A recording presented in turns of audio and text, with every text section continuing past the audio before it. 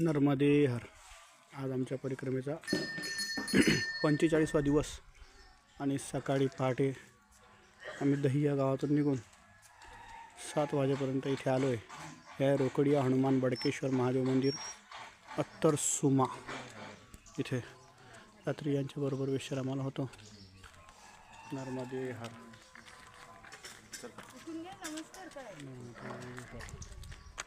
गंगे हर जटाशंकरी हर.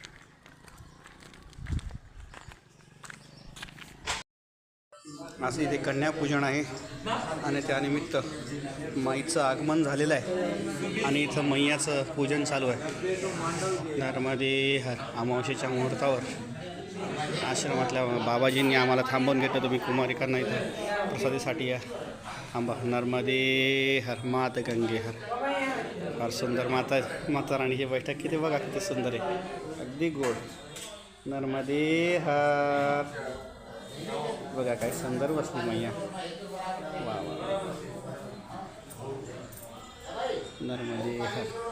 खूप आग्रहाने बाबांनी आम्हाला बसवलं, थांबा, जाऊ नका पुढे, कन्यापूजन आहे. नर्मदे हर.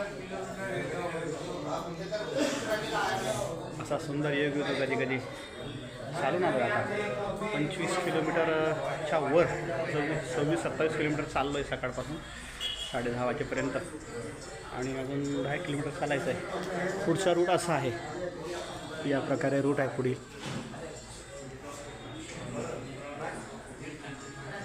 स्क्रीनशॉट हे काढता येईल.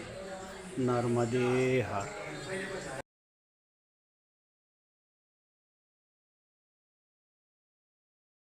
नर्मदे हर. दुपारचे 12:45 झाले आणि इथून आता आपण पुढील मार्गासाठी निघतोय. श्री जयकलजी मंदिर, छोटी नारलाई, कोंदा, दोगावा हे क्षेत्र होतं. हे 10:30ला पोचलो. 10:30ला पोचलो. 11:30पर्यंत जेवण वगैरे झालं आणि 12:30 पाऊणपर्यंत थोडा आरामही झाला आणि तिथपर्यंत 23 किलोमीटर चालून झालं होतं आणि आता आणखी पुढे 12-13 किलोमीटर चालायचं आहे. नर्मदे हर. मात गंगे हर. जटाशंकरी हर. असा रस्ता आहे पुढील मार्ग. नर्मदे हर. आता सध्या आलो आम्ही निसारपूर येथील पुलावर. या ठिकाणी एका नदीचा संगम आहे हा आणि हा संगम सरळ जाऊन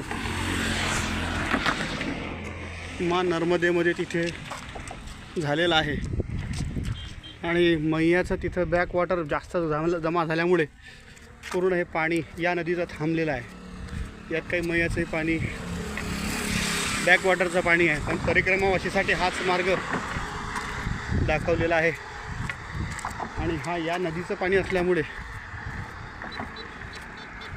हा पूल पार करणे कुठलाही नियम बाह्य नाही.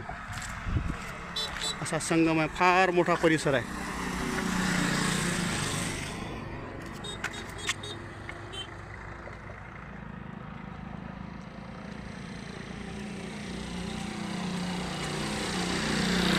पुढे संगमावर कोटेश्वर तीर्थ होतं, ते सुद्धा डुबलेलं आहे. नर्मदे हर. मात गंगे हर. जटाशंकरी हर.